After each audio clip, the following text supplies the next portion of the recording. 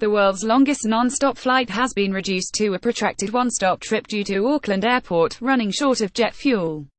Qatar Airways Flight 921 is scheduled to cover the 9,025 miles from New Zealand's largest city to Doha in 18 hours. But because of what Auckland Airport calls a temporary fuel supply disruption, for the last week it has stopped in Australia to fill its tanks, typically adding 3 hours to the journey time. The pipeline between New Zealand's only oil refinery, at Marsden Point, and the depot which supplies airlines operating at Auckland Airport, has been damaged. As a result, only about 1/3 of the normal usage is being delivered and oil companies are rationing the amount of fuel they supply. While the pipeline was repaired at the weekend, continuing shortages are affecting flying. Pilots of short-haul flights, such as domestic services or hops across the Tasman Sea to eastern Australia, can tanker fuel, arriving in Auckland with enough on board to operate the return leg.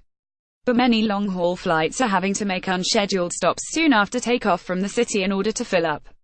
Over the past week, the daily Qatar Airways Boeing 777 to Doha has mainly landed at Adelaide, with some services touching down in Melbourne instead. Both Australian airports are off the most direct track between Auckland and Doha, meaning that the journey is extended. The world's second longest flight also begins in Auckland Emirates' non-stop trip to Dubai, 8,817 miles away.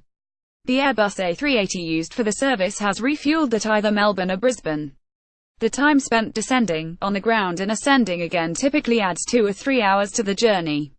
It also increases costs by tens of thousands of pounds, with extra fuel burn, landing charges and wear and tear on the airframe and engines.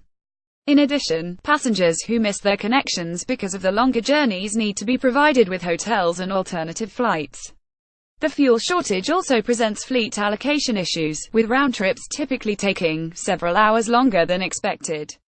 There are crewing problems too, with ultra-long-haul flights on Qatar Airways and Emirates becoming even longer one-stop flights that require additional crew to avoid infringing flight time limitations.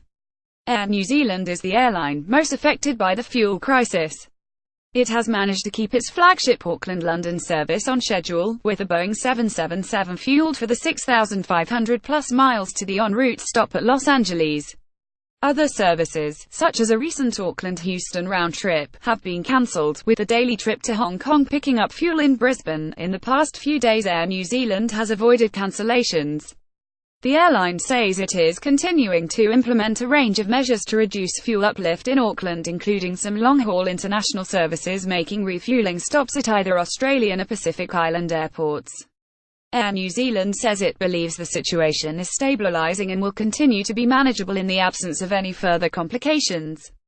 Qantas took extreme action by flying a Boeing 747 filled with fuel from Sydney to Auckland in order to replenish the tanks of Australia-bound planes. More about Auckland Airport, Qatar Airways, Emirates, Air New Zealand reuse content.